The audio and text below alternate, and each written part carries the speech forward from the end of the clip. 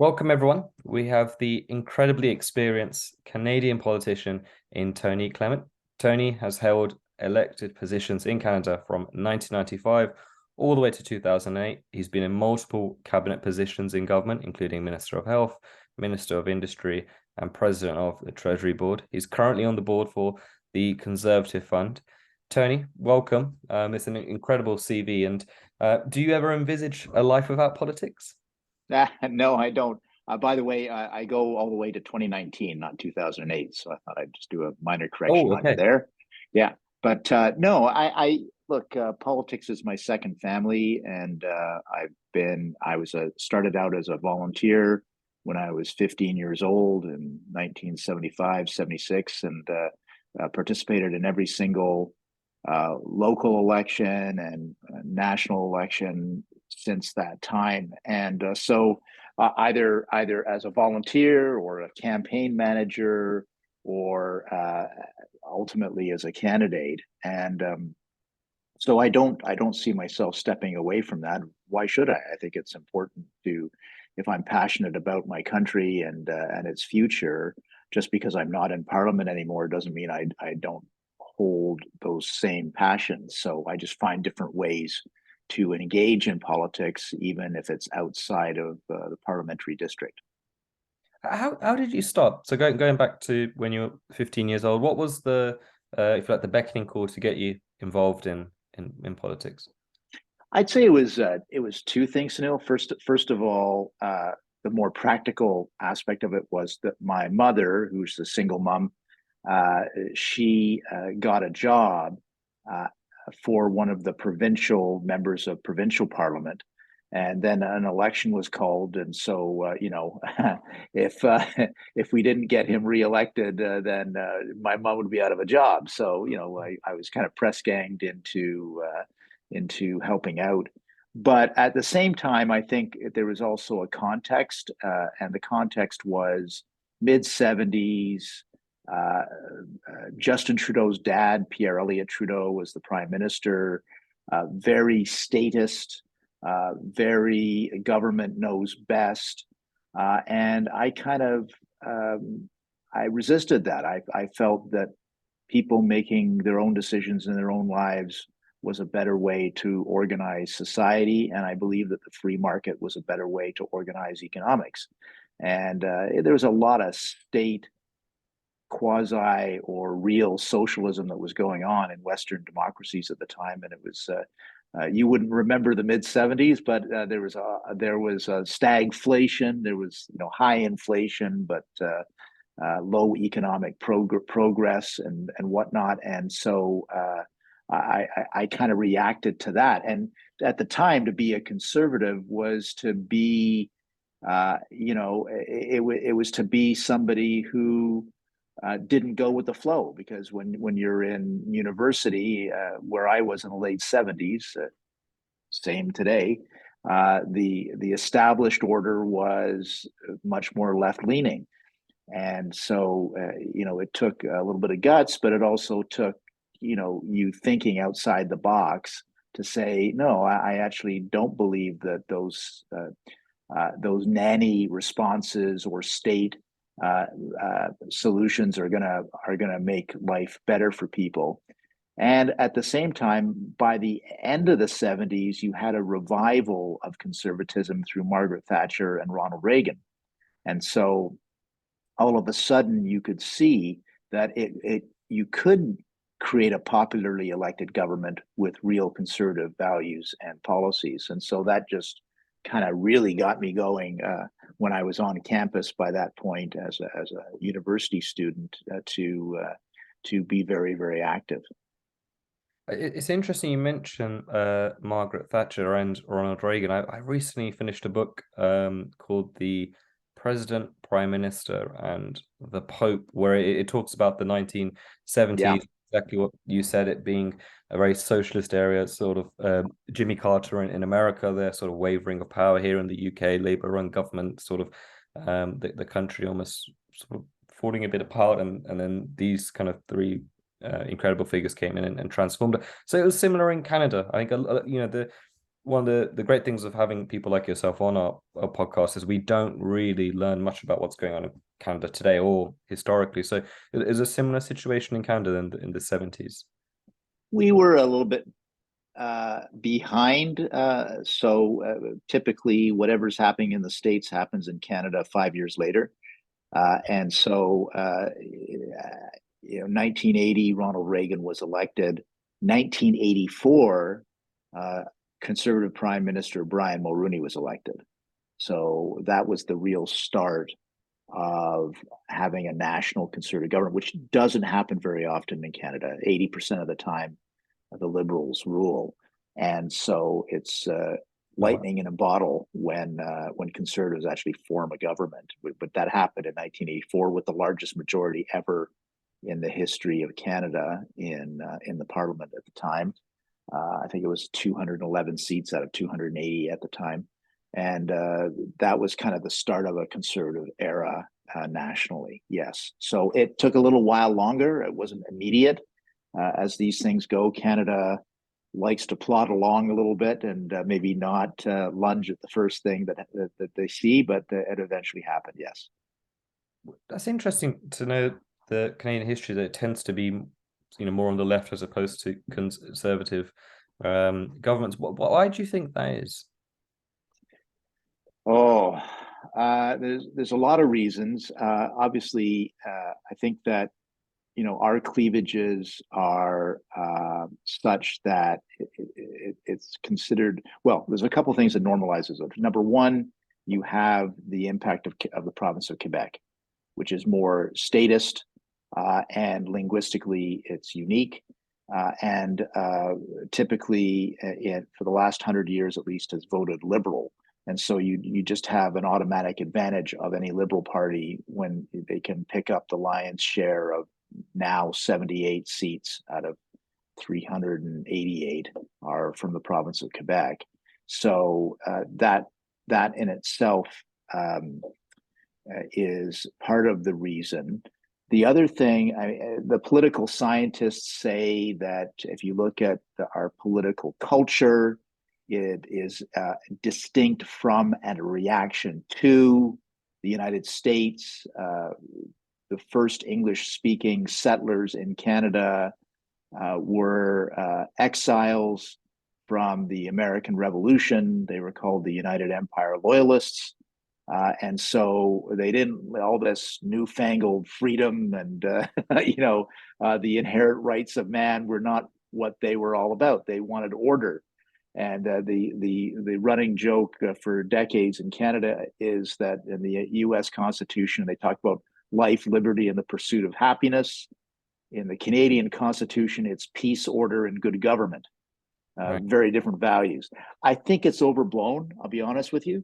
But there is some truth to Canadians being a little bit more cautious on these things. And consequently, it has meant that the state, the party that is what they call the natural governing party, historically, since after World War I, so over 100 years, has been the Liberal Party of Canada, no question about it.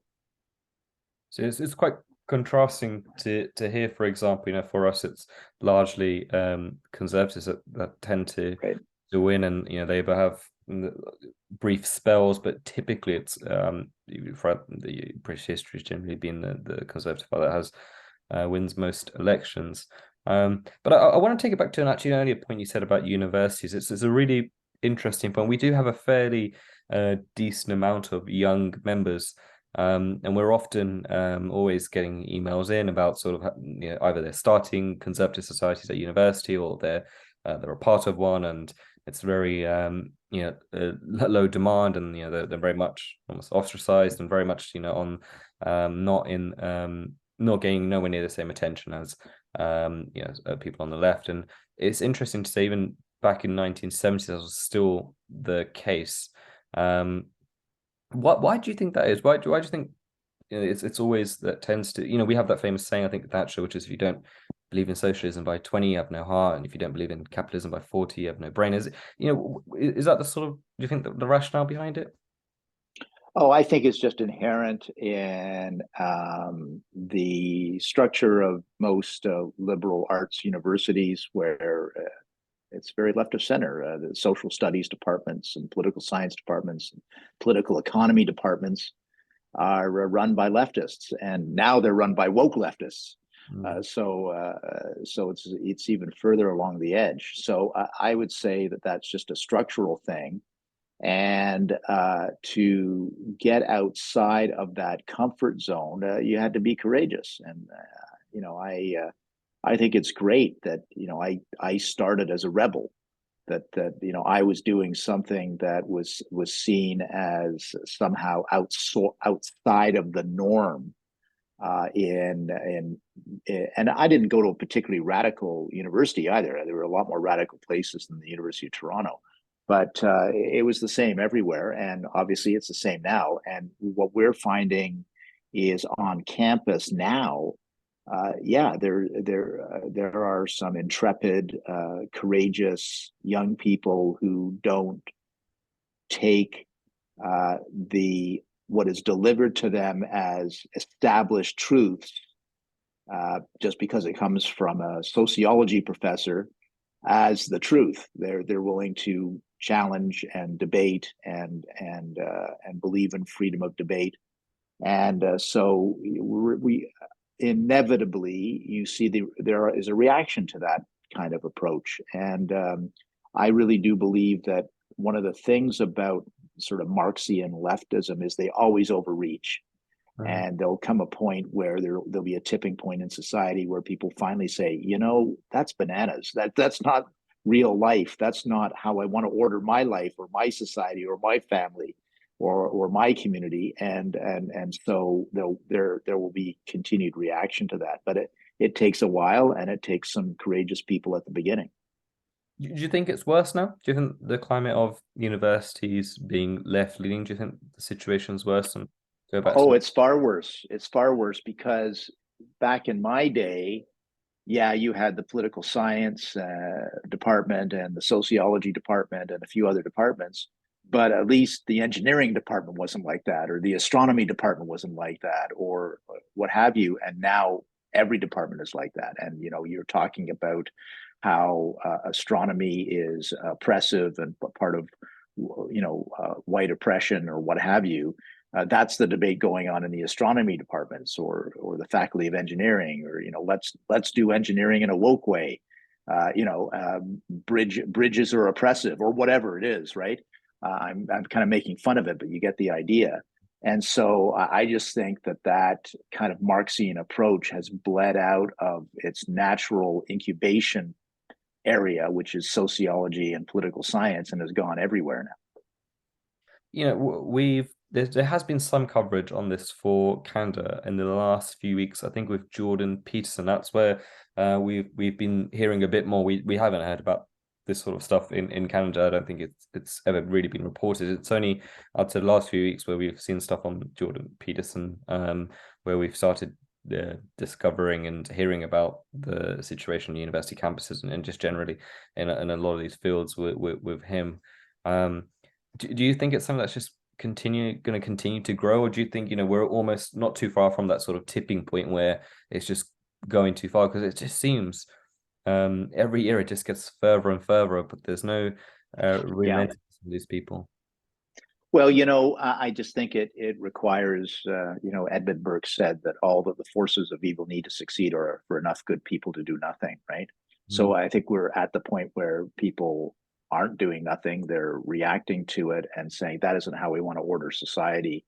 And because we do value freedom of expression, and we do value critical thought, rather than being boxed in by whatever this woke orthodoxy. So Jordan Peterson is obviously a very large Canadian figure worldwide, and as you know, they're trying to persecute him out of being a clinical psychiatrist through the governing body. But I think that people are reacting to that now, and we're seeing we had local elections in Ontario last fall, and for the first time, people were starting to run for the school board. Nobody cared about the school board before. Nobody knew who their school trustee was. Now people are running to be school trustee because they want the schools to be a place that is a safe place for different thought, and that it will not be just simply a way to regurgitate woke ideology and stuff it down the mouths of 5-year-olds. So I think we're starting to have that debate and discussion. I wouldn't say that a lot of victories have occurred yet, but definitely people are aware of the issues now, whereas before it was almost subterranean. You didn't even, I guess, parents knew because their kids would come home, with all of the latest indoctrination. But I think it's a wider issue in society now, for sure. Absolutely. Yeah, talking of the children, just today we saw in the UK government where they were in the House of Commons debating, and a fantastic Conservative MP, Miriam Cates, has been really strong on. She's actually decided not to almost mention wokeism too much. She's really been strong in terms of some basic child, safety measures that are just being safeguarding, measures that are just being ignored when it comes to this debate. And even, the word wokeism isn't strong enough for like what some of the issues are. And we've seen in Scotland with the new sort of gender trans bill, the trans bill, and Rishi Sunak today or a couple of days ago, said that it's not going to happen in the UK, and they're trying to stop it from happening in Scotland now.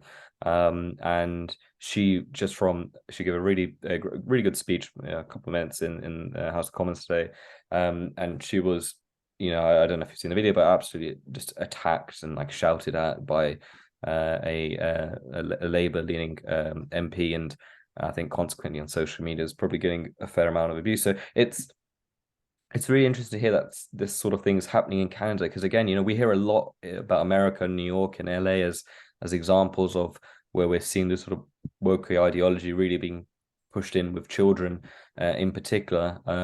We don't hear so much about it in Canada. Is this like what's, if you like, Justin Trudeau and his party's thoughts on this? Are they believers in this? Because it's not something that I would, or many people would, know of Justin Trudeau to be that type of figure. Oh, he's the worst at it. He Oh, is.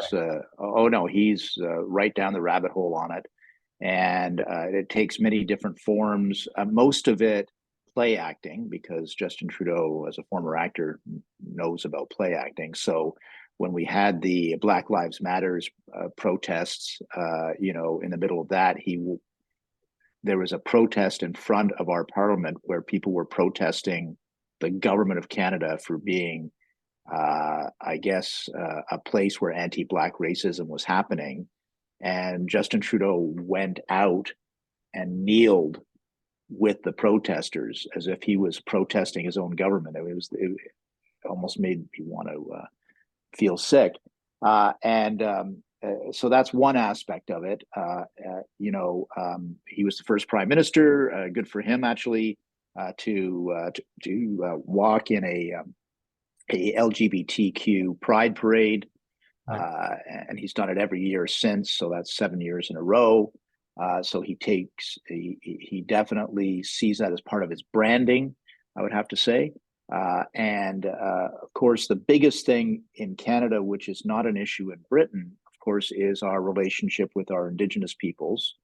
And there's a lot of discussion and a desire to have a better relationship, that Indigenous peoples have not been treated well in the past, and that has been acknowledged. And we've had something called the Truth and Reconciliation Commission, which has outlined the truth and now wants reconciliation. But that has become a politically charged issue as well, because we are, Canada was a colony. It is colonialism. Mm. That is part of our history, part of our past. Uh, we all want to move forward from that, but of course, there's always radicals who want to cancel anything that is part of the colonialist past. So they want to erase names and statues and that kind of thing. And the impact could be even more serious than that, because if you say that colonial society is all bad and therefore all of the institutions of colonialism are bad, that means democracy is bad, rule of law is bad, property holding is bad, because of course all of the land could be claimed by indigenous peoples, right? So for us, there's another dimension to this, which is complicated. I think that's fair to say.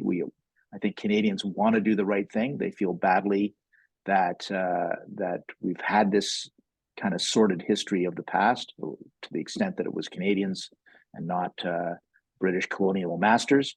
But how do you deal with that? And the way Justin Trudeau has dealt with it is to basically keep apologizing, but really nothing is done to improve the lives of Indigenous people. There's a lot of, as I say, this play acting, but it would be nice if they had drinking water that is actually safe. And their promise to deliver 100% safe drinking water to Indigenous peoples is not, in 7 years, has not happened. Economic opportunities should be a lot more part of the equation, but seemingly aren't. And so, yes, it's an ongoing debate in Canada, which is a different wrinkle from what would be happening in Britain, I'm sure. Yeah, it's something that, it's not really discussed here in terms of that. I mean, our organization gets it a lot, so we have to just naturally, with being Commonwealth, I do a fair amount of media stuff, and often it's always, you endorsing the British Empire like 2.0. That's always the sort of thing. But generally speaking, it's not like in an everyday discussion. What's interesting is we have quite a few New Zealand National Party MPs on this platform who will often talk about their situation with sort of the Maoris. And a really good one who's actually one of our patrons, Simon Bridges, who is, of course, Maori descent. And he often says how, he is almost counseled by sometimes fellow Maoris or people on the left of Jacinda Ardern's party, Labour Party, for him being Maori but holding National Party views and being for that. So his voice is no longer considered to be Maori anymore. Is that similar in Canada? And who are the Indigenous people of Canada? Because I know a lot of our listeners won't know this.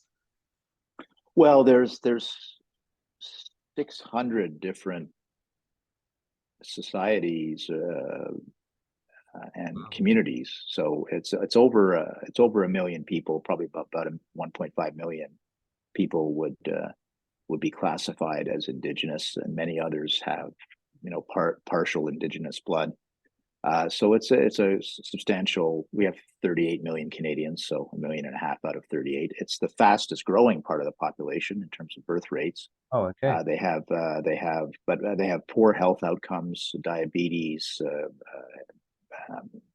cardiac, etc. Suicide rate is 5 to 10 times the suicide rate of the general population. So addiction, treatment of women is very poor in some societies, etc. So, but there's many Indigenous societies that are very entrepreneurial, have control of their resources, and use it to assist people in their community. Very well educated, so you can't paint a brush.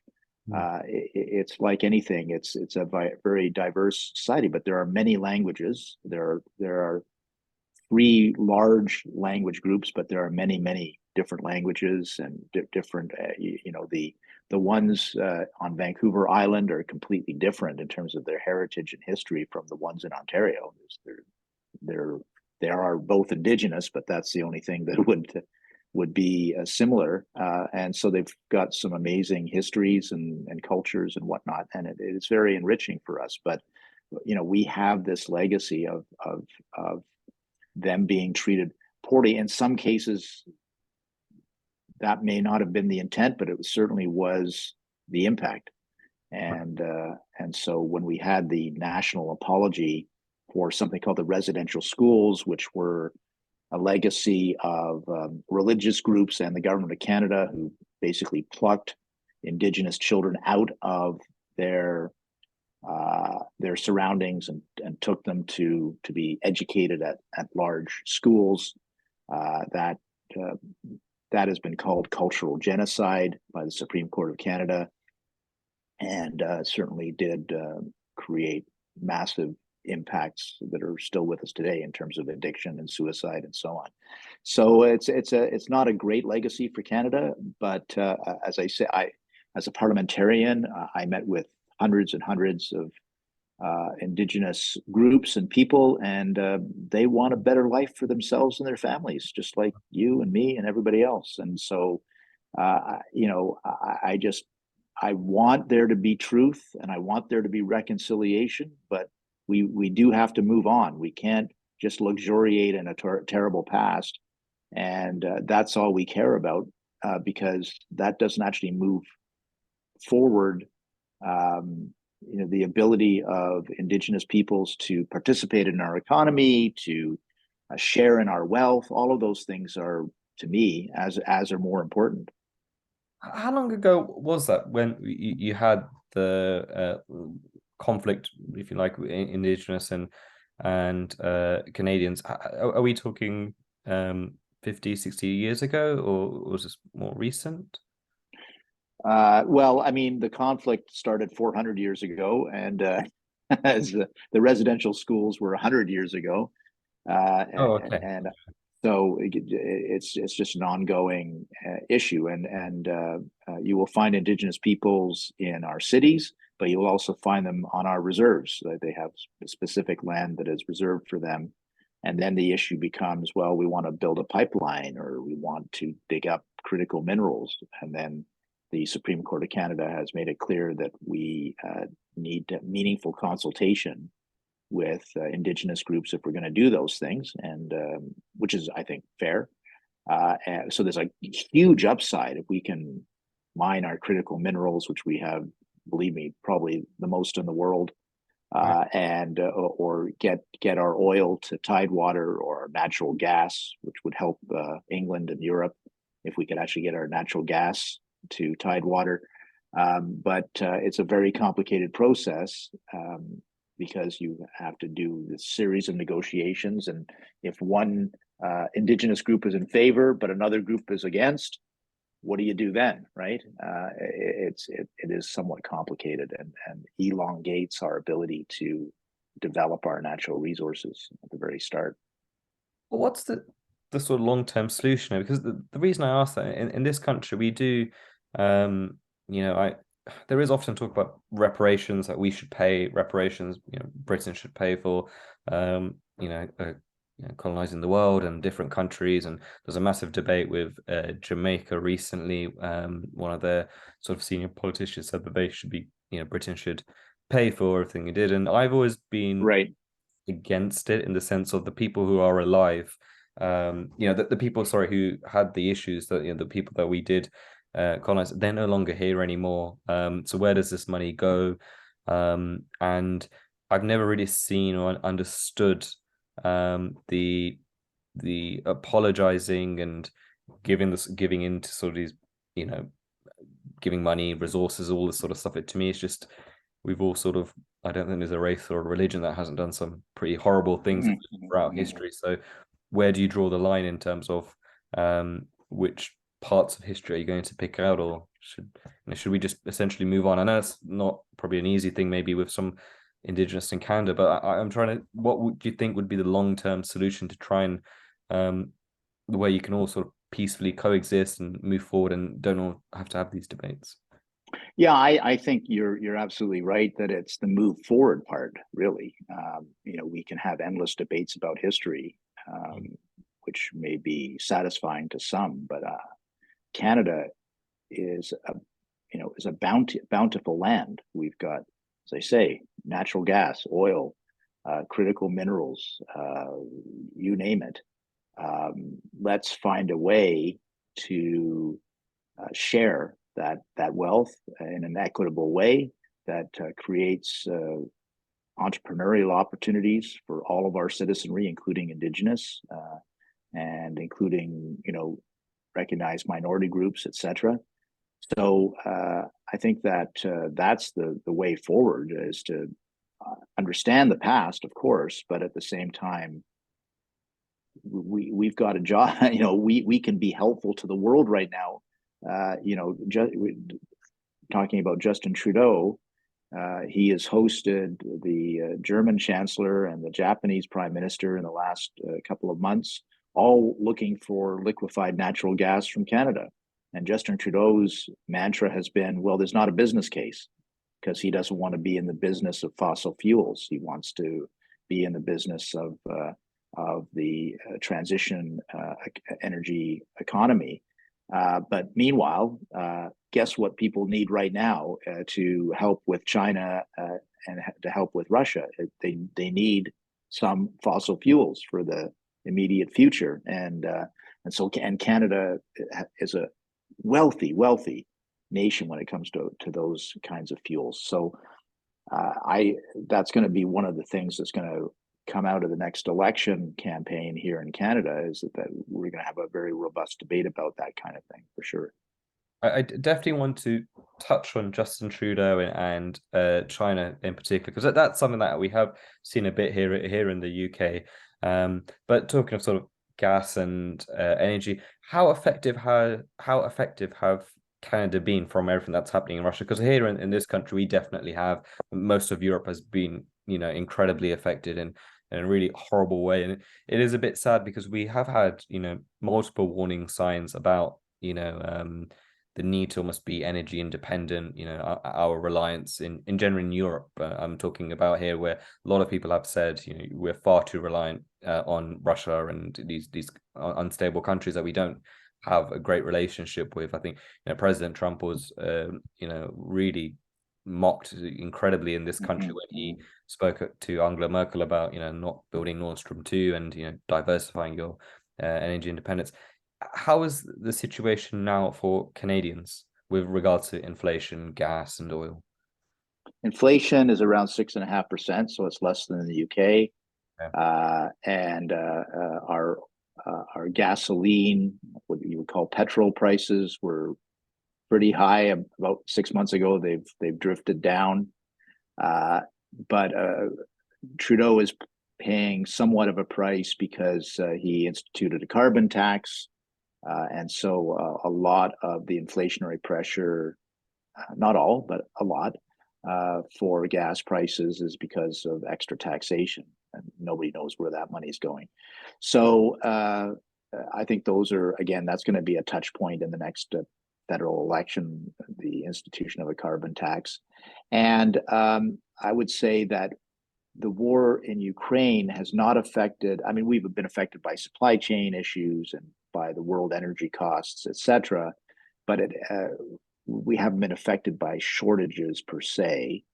But we have one of the largest Ukrainian diasporas in the world. I think there's at least 2 million of them in Canada. Oh, wow. Okay. So it's pretty good politics as well as virtuous politics to be pro-Ukraine and pro-Zelensky and anti-Putin in this country, for sure.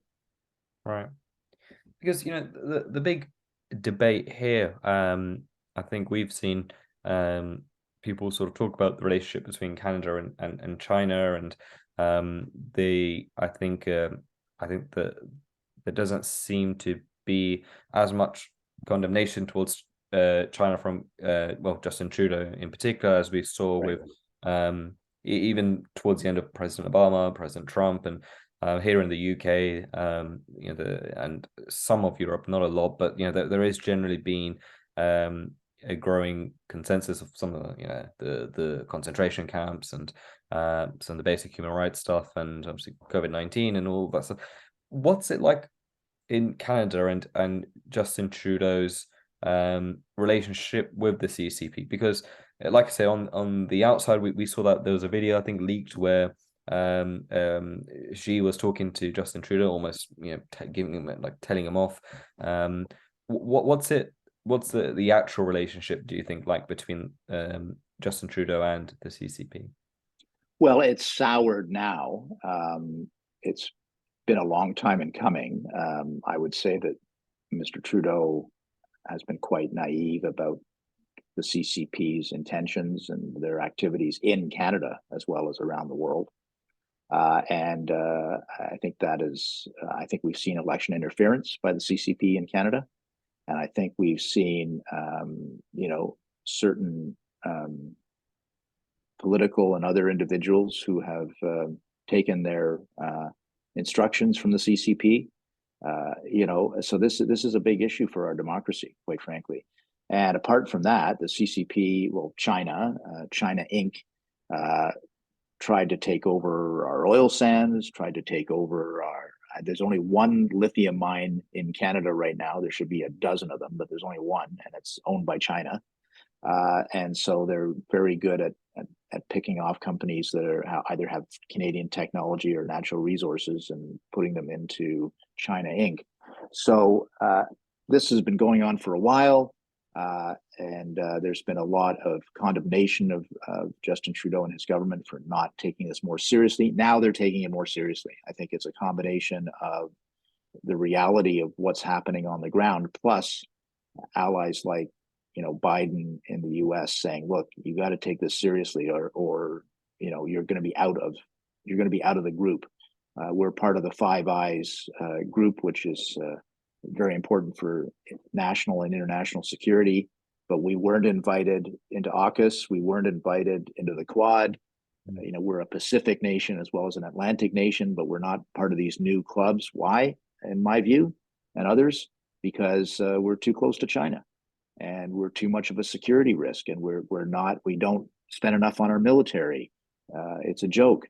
And so I think that all of these things have caught up with Justin Trudeau, and the reality of the situation on the ground requires him to, if he wants to have his phone calls returned by Joe Biden, which is in Canada. I know Britain talks about the special relationship, etc. But in Canada, if you don't get along with the United States as a prime minister, you are in big political trouble. Right. You're in big political trouble. Now, you can go too far, and if you're seen as too friendly to the United States, that's not good for you politically either. But in today's day and age, if Biden has never visited Canada as president, I mean that's almost unheard of. Wow. And so for our interests, because 70% of our trade is with the United States of America. Why hasn't he traveled across to Canada? I just don't think it's important. I think that, quite frankly, I think that Justin Trudeau as prime minister is a bit of a joke on the international stage, and he's not taken seriously. And the fact that encounter with Xi Jinping that you mentioned can be taken one of two ways, or maybe both ways. Maybe it's true of both things. The first thing is, how dare a Chinese president, a president of China, take a Canadian prime minister to task when basically Trudeau did a readout of a conversation where he was raising human rights issues in China, the Uyghurs or what have you. So how dare Xi Jinping take Justin Trudeau to task? Well, the other side of the coin is because he could. He wouldn't dare to do that to Joe Biden. He didn't do that with any other of the G7 nations. But he could do that with Canada, and there'd be no consequence. So I think it tells you both things, that yes, Trudeau stood up for human rights issues in China, bully for him, but Xi Jinping very consciously, publicly, could bitch slap the Prime Minister of Canada for daring to speak up. That's not a good sign. So, when is the next Canadian election? When are the? Well, we don't really know that one. Okay. So we have a minority parliament. There's a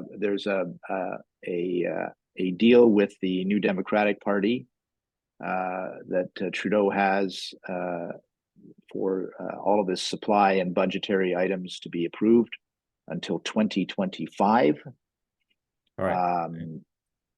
So if that stays on, then he's good until 2025. But the NDP could withdraw itself from the agreement.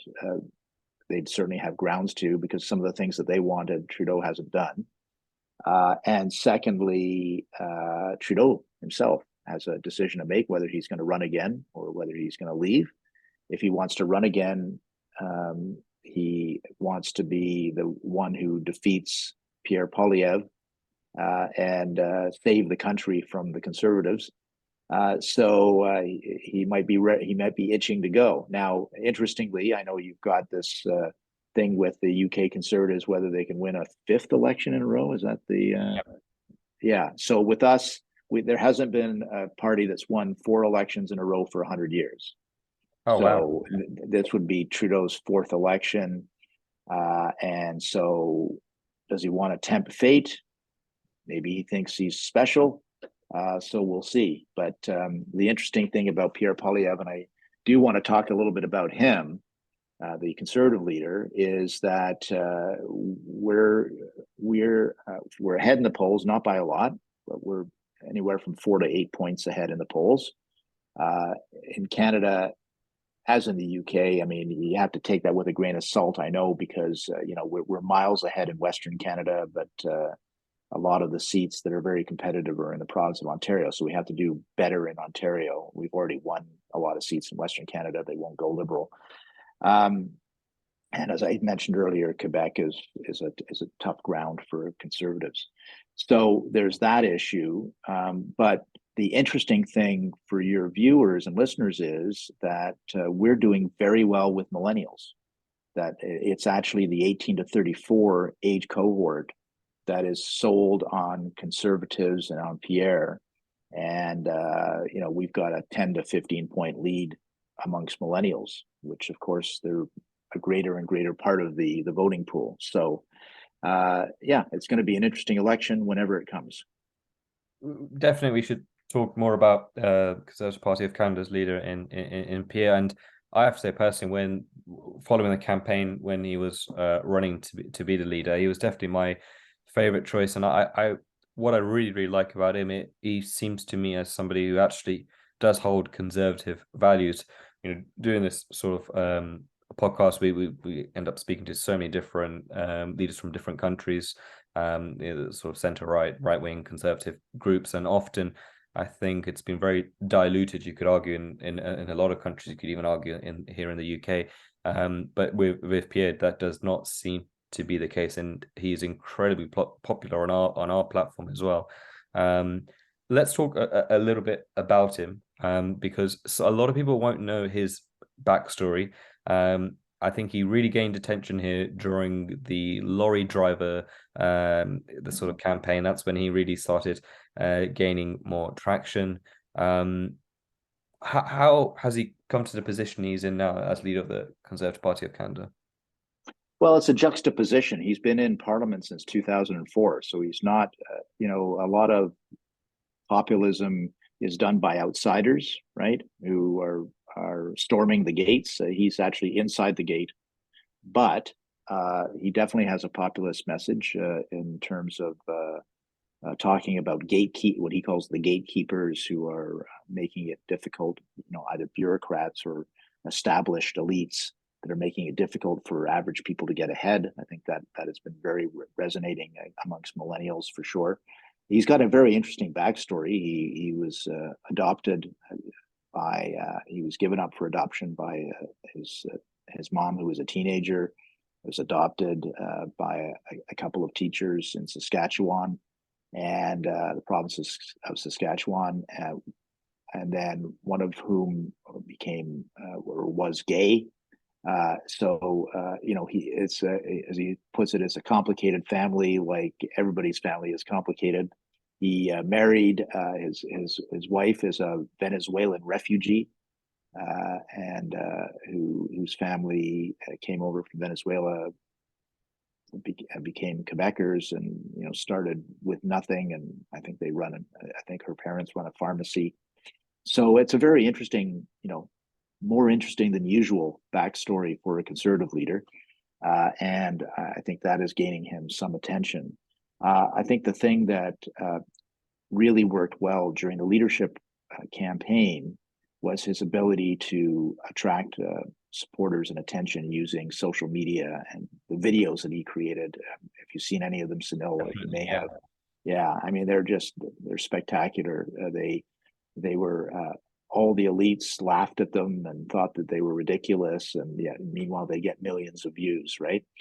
So he went around the established media of Ottawa and talked directly to people and made a great impression.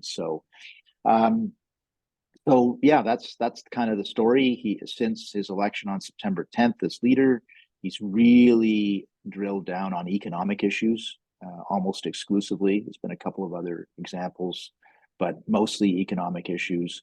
High inflation, the poor performance of the Bank of Canada, and what that means in terms of job security in this country, food security, and how we need to get our resources out to our markets and so on. So it's 90% of what he's talking about is our housing prices, which are terrible here.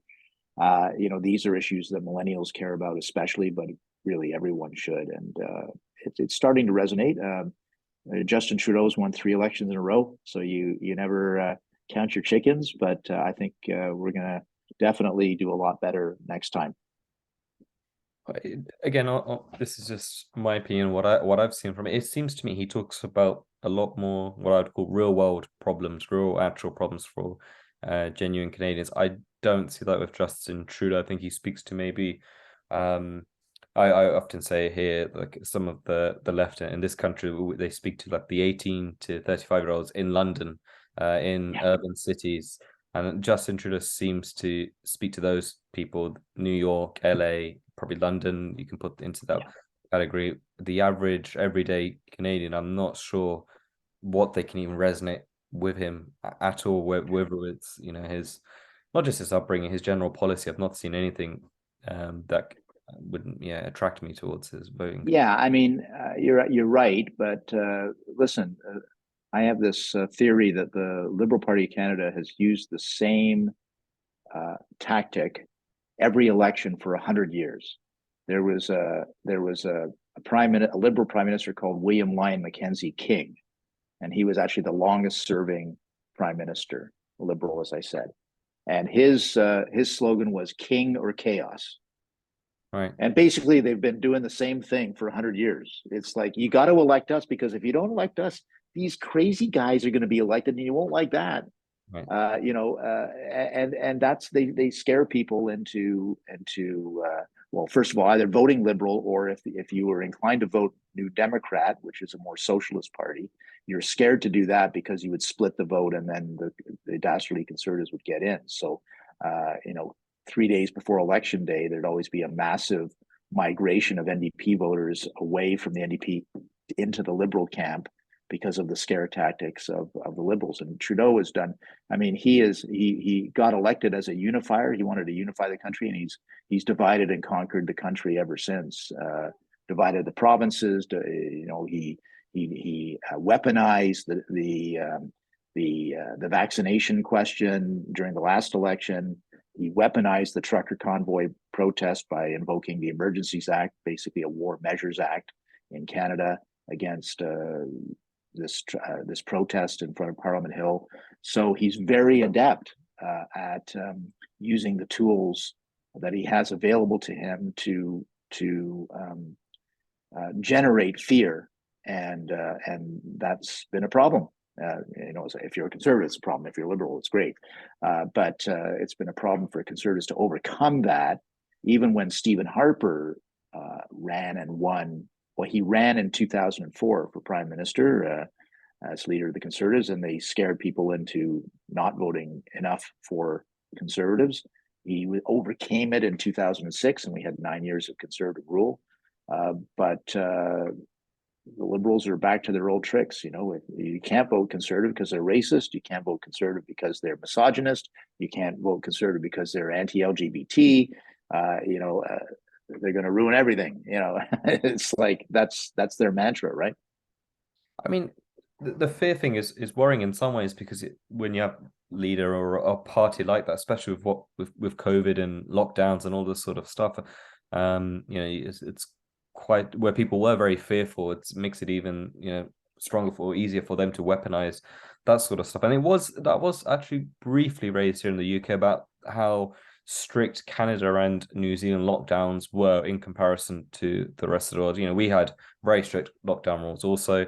But I'd like to think we eased up maybe a bit quick. I know we had a really good vaccination program, which helped massively. But we eased up, I'd say, fairly quickly, all things considered.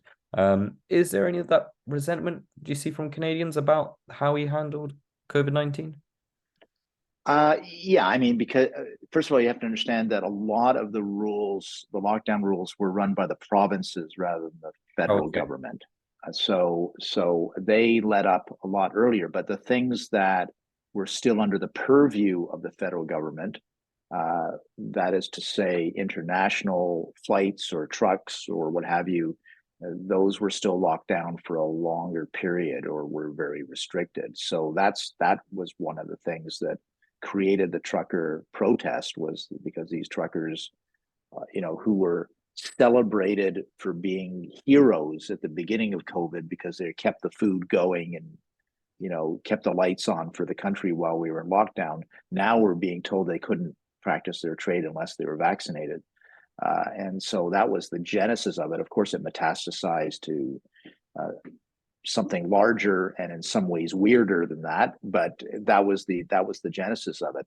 And Justin Trudeau was very adept at demonizing the whole thing. There was one flag that was a Nazi flag at the protest. Probably the flag was there to assert that we were run by Nazis, but it was a Nazi flag. You shouldn't have that at protest, but all of a sudden they're all Nazis now, that kind of thing.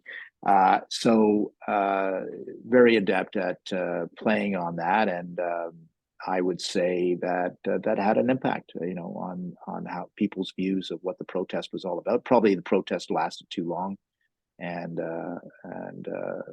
did at the end of it, people were kind of fed up with it. But hey, in a parliamentary democracy, people are allowed to protest, and sometimes you may not like how they protest or what they're protesting, but that's the whole point. If we only allow protests that we agree with, that ain't a democracy. Well, yeah, because with the Nazi symbol and stuff like this, there's clearly in this country we are going through this cultural almost war in some ways, this debate, and in the States it's very prominent. I was very interested to hear when you mentioned about Justin Trudeau kneeling for Black Lives Matter. So a big, it caused a lot of waves here in the UK, and I for one could not understand, how it remotely, the impact of what had happened in the States remotely affects here in the UK. So I found it very bizarre, the protests in this country about Black Lives Matter. It didn't make any sense to me. I find it even bizarre it happened in Canada, because I would have thought of all sort of countries, generally speaking, Canadians are generally, especially in this country, perceived as probably the most welcoming, probably some of the nicest groups when it comes to people of different backgrounds. How was he able to make this an issue? And do people in Canada really have these sort of racial question marks about the system? Well, I think it would be foolish of me to say that there's no anti-Black racism in Canada, because there probably is some. What about institutionally? Because that was institutional, yeah, and that's an ongoing question. I think, I think we've made progress for inclusion and recognition of diversity in this country. I don't think we're a bad country. I don't think we're an evil country. But people certainly are, they have criticized our ability to be open and inclusive in all areas. So it is a debate here, but we don't have the history of slavery that the United States has, and we should remember that, and remember when Britain um, outlawed the slave trade, we were part of Britain at that time. Mm. That was still part of the colonial era. So and I think that was an amazingly just and moral thing for the British Parliament to do at the time. So to me, it's a more complicated history than that. You have to understand that Canadians spend a lot of time debating U.S. politics. Yeah, So we're so close to the United States. We can tell you everything that Trump has done or Biden has done in minute detail more than any other outside country, probably more than many Americans, because we're just, first of all, it's important for our ability to understand America so that we can survive, and secondly, we're just awash with U.S. TV stations and media and so on. So yeah, I mean, it as I said, 2 to 5 years after it happens in the States, it happens in Canada as a result. like I said, it's fascinating because I would never have, if you're talking sort of racist countries or whatever, Canada wouldn't come anywhere near the Well, or anywhere near. I mean, I guess I'm on the side of saying we have racists in Canada, but that doesn't mean we're an entirely racist country. We're a very welcoming country, as you said. We've increased we've announced, the Liberals announced just last week an increase in our immigration levels to 500,000 new people a year. Barely a ripple,